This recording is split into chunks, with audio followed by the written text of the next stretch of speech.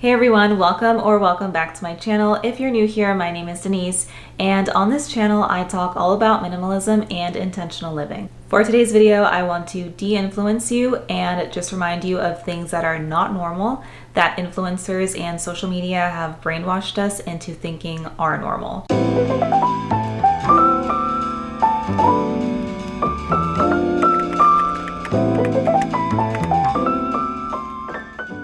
Starting with number one, and that would be an extensive, just super elaborate morning routine. Not saying that some mornings from time to time can't ever look like this, but we constantly see on social media just these very extensive morning routines where it feels like they're doing more just in that morning than I would probably do in my entire day. I think the worst part is that they're showing these timestamps. At least a lot of influencers I've seen are using these timestamps in these type of videos, showing, from when they get up, when they make their breakfast, when they go work out, do some journaling, do a full skincare routine, maybe like an everything shower, make like a homemade healthy breakfast, all these things. And again, not saying that some mornings can't ever look like this, but I think we just forget that this is not normal and we shouldn't beat ourselves up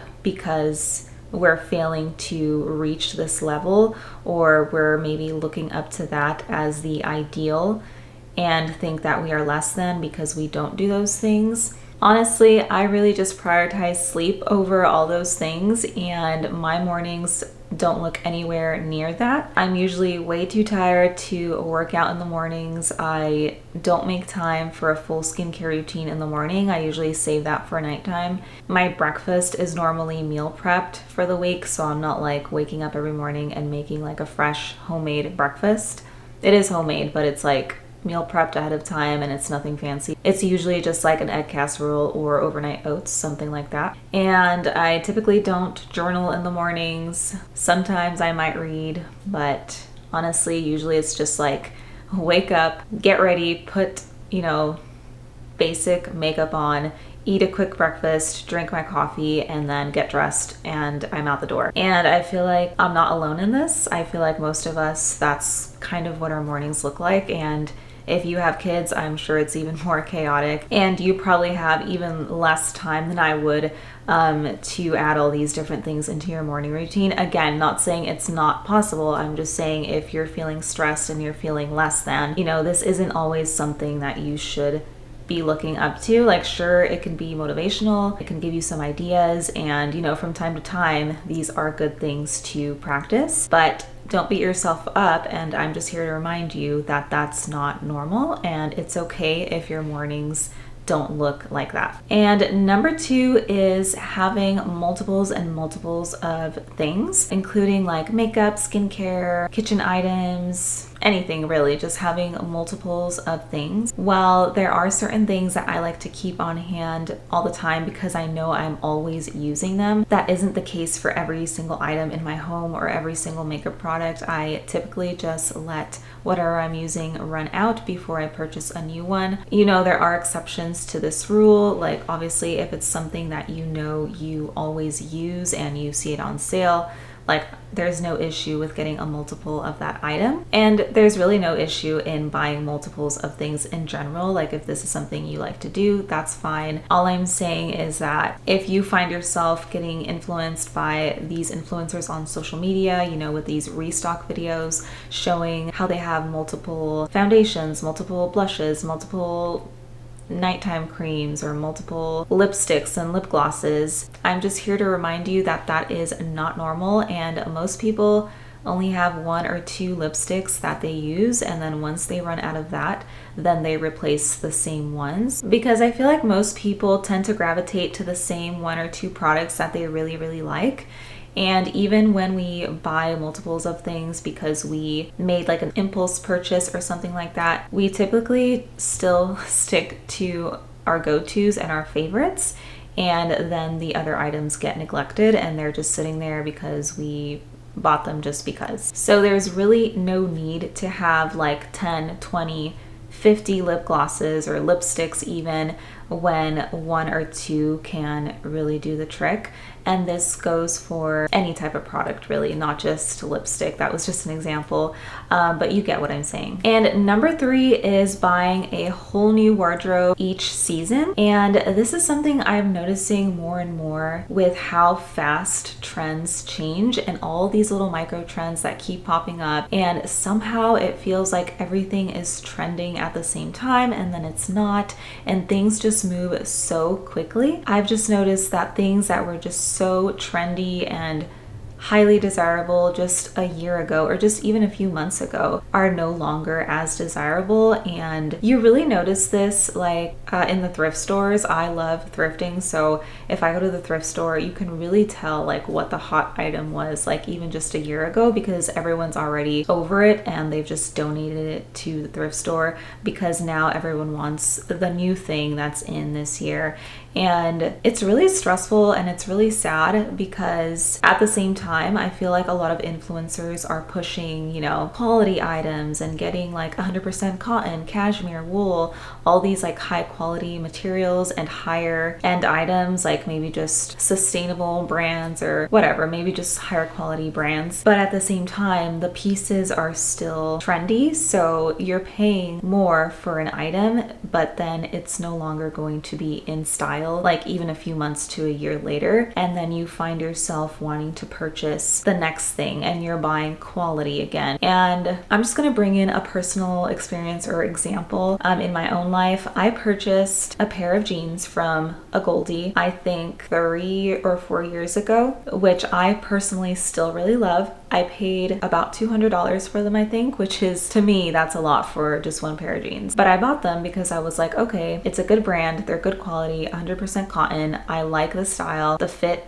was perfect, so I decided to purchase them. And just last year, I was just like considering getting rid of them and donating them because they feel very, well, not very, but they feel slightly outdated. They're more of like a straight leg or mom jean style, kind of. They're an ankle jean, so even though I'm petite, they do hit right at my ankles, which I personally think is really cute. They're a lighter wash, like all these things. Like I feel like today it's all about dark wash, flare leg, or the baggy jean, a low-rise jean. And this pair of jeans that I purchased 3 years ago is none of those things. So I feel like a lot of people pay a higher amount for things like that, and then it's no longer in, so then you get rid of it and you're on to the next thing and you're still purchasing it at the higher dollar. And I think that just defeats the purpose. I think it's time that we just love our pieces for a long time and really make that investment worth it, because I'm all about purchasing higher quality pieces and even paying up for them. But what's the point if we're not even using them to their full extent and getting rid of them so quickly? Another thing that comes to mind, and maybe this is just because I personally love this brand, is sweaters and items from Cezanne. I've noticed that, you know, for example, some of their trendy cardigans or sweaters that have blown up in the past couple years are no longer as desirable as they were even just a year ago. And their sweaters are expensive, and I personally think they're really cute, but they're very expensive. And I've just seen like so many of these sweaters on Poshmark because people are now reselling them for a lot less than what they retail for. And this is just a reminder that you don't have to get rid of your items just because they are no longer trendy. You can still keep them and love them for a long time. There's a lot of pieces that are still considered classics that will stand the test of time. And especially if you're purchasing higher quality items, those items should be made to last for years and years. So whether it's jeans, you know, a coat, a sweater, whatever it is, a style of shoe or sneaker, you know, if you really like it, enjoy it for years to come. Don't feel the pressure to need to replace it with fear of looking outdated. And if you do have a fear of looking outdated, you know, in the years to come, consider not buying super trendy pieces, because I feel like those pieces will really stand out and remind us of a certain time period. An example I can think of this is like, was it maybe 2017, 2018, when the Gucci belt was like all the rage, and now every time I see it, I'm just like it's just stuck in that time. I know people can make them work today. It's not like there's anything inherently wrong with the belt, but I am just so glad I didn't purchase it during that time period. Anyways, I feel like I'm rambling, but yeah, there's no need to buy a whole new wardrobe, even though that's what influencers and social media is really pushing us to do.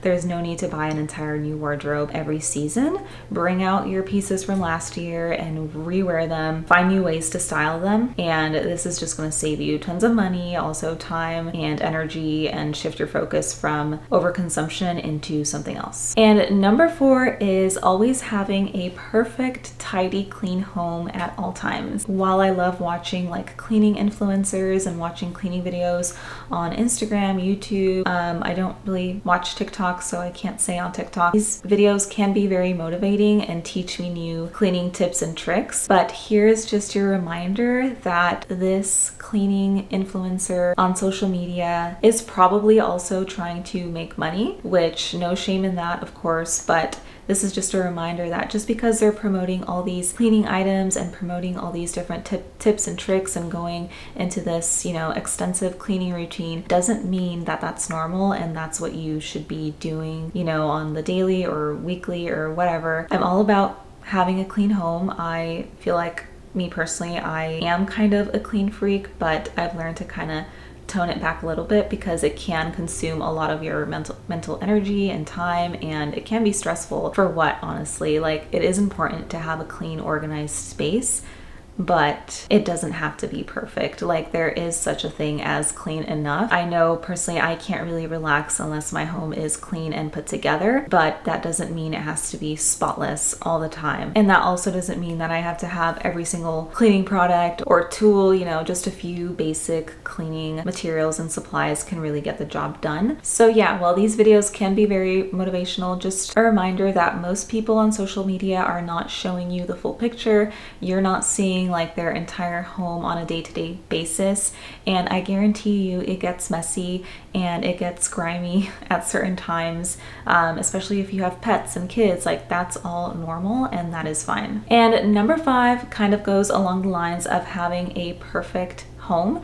and that is having everything be an aesthetic. So no, it is not normal for everything to have an aesthetic. I think everything already naturally has an aesthetic, if you know what I mean, and there's no need to force certain categories in your life to be a certain aesthetic. For example, your home doesn't have to be a certain aesthetic. Your wardrobe doesn't have to be a certain aesthetic. It's okay to mix and match things. Not everything has to be a theme in your life, because I guarantee you that is going to go out of style. You're going to want to change it in just a few years, if not a few months. And it's such a waste of time, energy, money to be purchasing items in our home, our wardrobe, or just in general in our lives, just to get rid of them later. Not to mention like actually remodeling your entire home and like redoing floors and cabinets and bathrooms to fit a certain aesthetic. I'm not saying there's anything wrong with remodeling your home and doing whatever you want. That's not what I'm saying. It's just like, if you feel the need and pressure to do that because of social media or because you feel like you have to fit inside a certain box, I would say don't worry about those things. Maybe focus on just working with the space you have.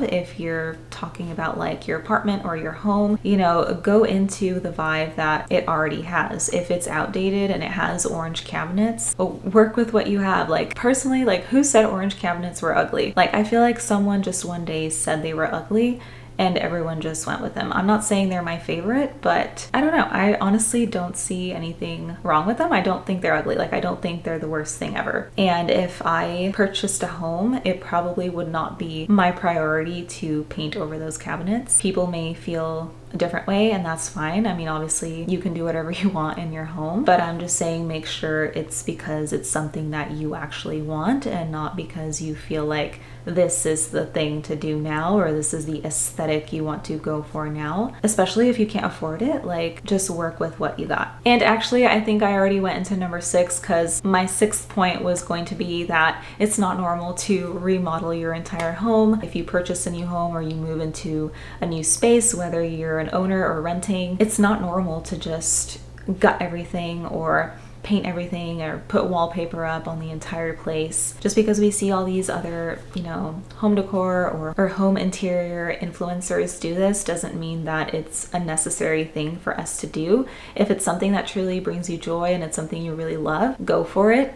There's nothing bad about doing that. But if you just don't really care about it, or you can work with what you have, I would strongly encourage you to do that. It will save you tons of money, and I can't even begin to tell you in the past like how many hours I've spent scrolling on Pinterest trying to find my perfect home aesthetic. And for what? Like, it changes so fast. Like, what's in today is out tomorrow.